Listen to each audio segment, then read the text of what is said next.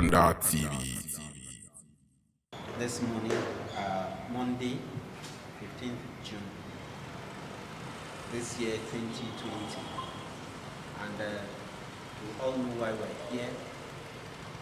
We all know why this press conference has become very important at this point in time by this new body,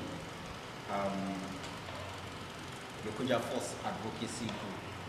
So, since this is not some gathering but a press conference, I will seek the indulgence of members of the press and my brothers and sisters that are here to call on the chairman of the group to go on with the press conference without any further ado.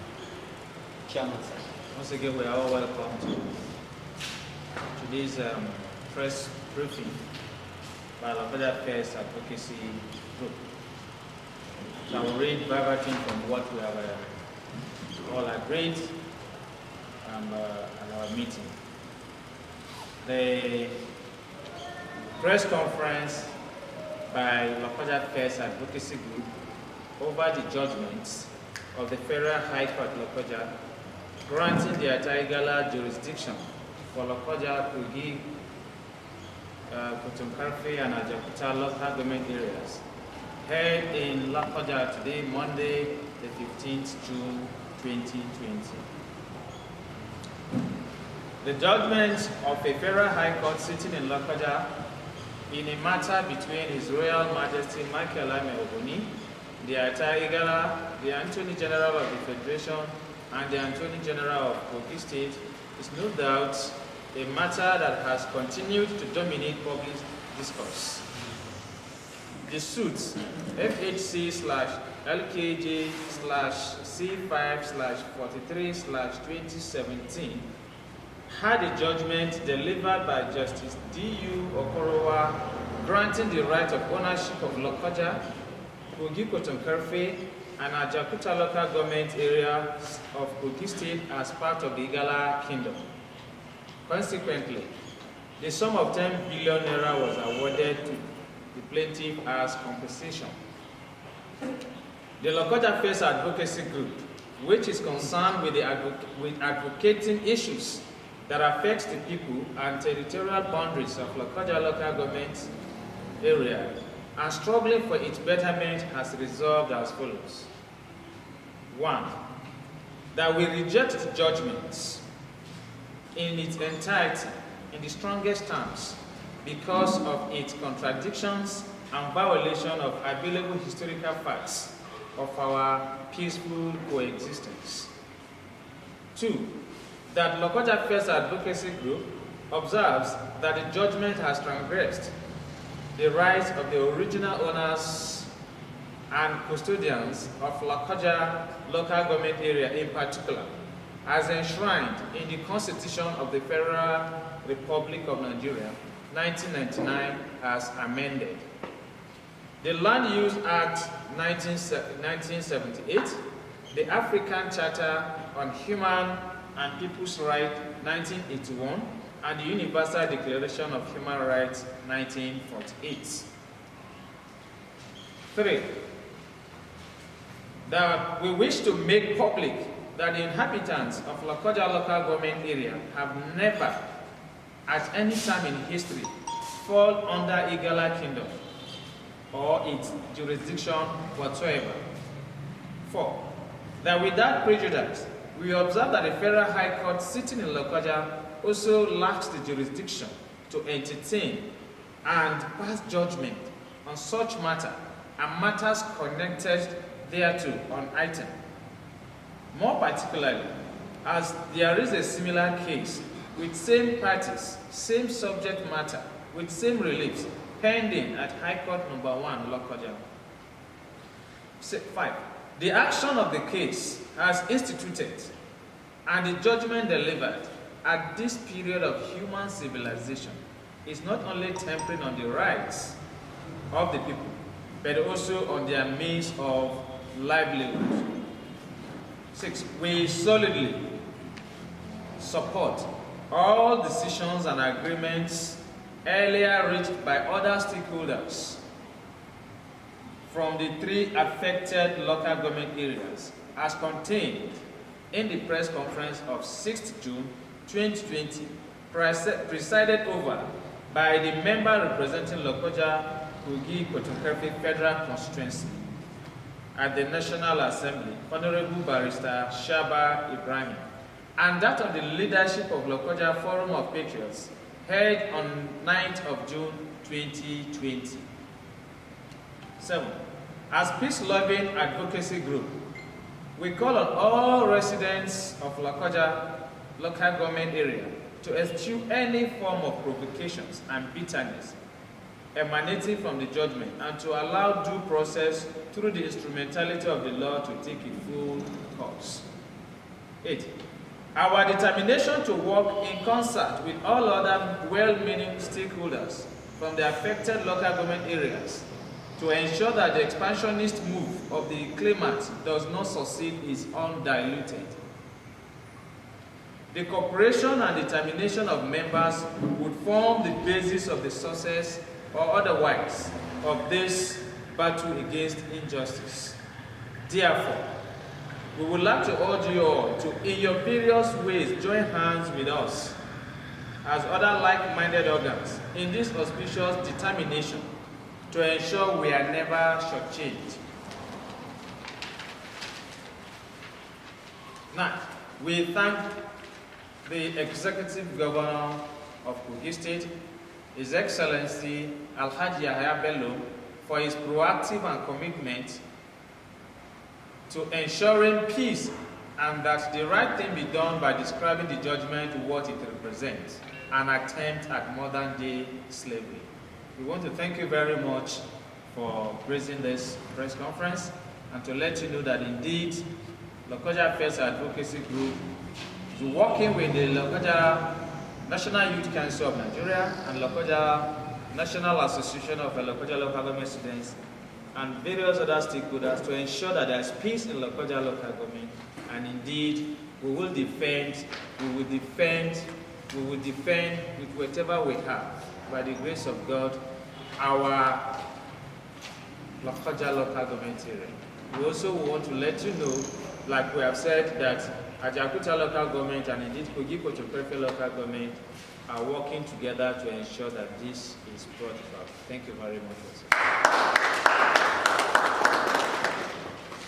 Thank you very much, the chairman, for that comprehensive briefing on this auspicious occasion.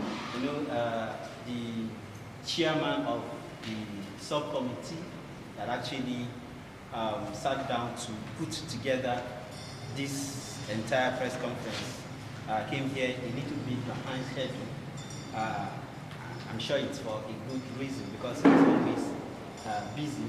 But before we leave here, I would want him to use his position as the chairman of the subcommittee and as a core member of this advocacy group to chip in one or two things in regarding what the chairman has read out in his press conference. I call on our own Madam Aminu Isa to see one thing or the other about this. Thank you very much, Chairman, distinguished members of the IT, everybody present here. The Chairman has just addressed us on the pertinent issue affecting the entire state. I say the entire state because if you look at the issue of question, it has to do with the relationship between brothers, historically. But administratively, we live independently. And anything that is being done now to affect that independence will not occur well for the peace of God. And it is because when I started earlier, I said it is an issue between brothers. And that is why we resolved to take this path that we are taking now. It is not too different from what has been done before, but the value we have added here is that we try to bring out some issues that actually stand us out distinct, and of course shows that we are independent, so to say. By the grace of God, this is a path we pursue, and at the end of the day, I believe victory will be ours. And when I say ours, it is going to be a collective victory, because everybody will now belong to where he belongs to. Thank you. Okay, before the closing remark, my journalist colleagues are here. I think a few persons have questions to ask. So if there is any question, please, can you indicate so you can ask your question? Mr. Buluaji of Vanguard newspaper, go on.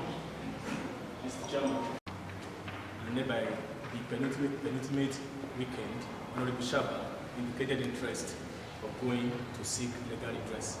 And the take home from your speech today is that you are calling for calm, but at the same time backing the legal redress.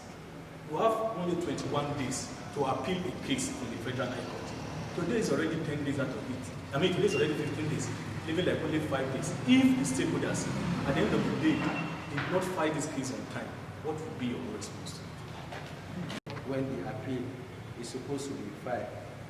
The truth of the matter, I'm not a lawyer. What I do know is that if a copy of judgment is not available, made available to lawyers, there is no way they will file any appeal. And from what I know, a copy of this judgment was just made available on the 9th of this month. From grapevine, I don't think it will take even 24 hours to be able to file an appeal when the judgment is handed. And I want to believe the stakeholders are doing that. And you can see some of the press conferences that have been addressed earlier alluded to the fact that they will appeal the case. And those who address us in this press conference are lawyers. In fact, the chairman of the earlier press conference is a lawyer, trained lawyer, even though he's House of Rep member now, he's a lawyer. So he knows what is involved. In as much as we are not taking the path of violence, of course, the path that we're taking is the path of law. And I want to believe that something is being done about that. Thank you. From our release, you would recall that we said we are in support of all actions earlier taken by the stakeholders. So we intend to monitor the process and ensure that these stakeholders that are already in the forefront ensure that this appeal is hastened and is done. That means that while they are following up, we are also following them up to ensure that the right thing is done at the right time. So by His grace. Thank you for being a party to the entire party itself. Still all of us to be the indigene, the proud indigene of Lokoja Caste community. And I want to welcome everybody. Lokoja is known for peace. We have been establishing that peace right from onset. And by the grace of God, the issue on ground, Lokoja will deal with it peacefully and legally.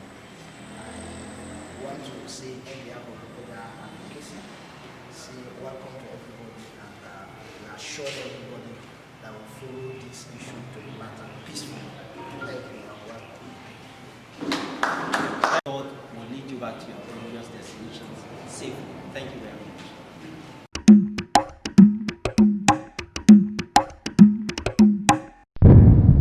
Kakanda TV.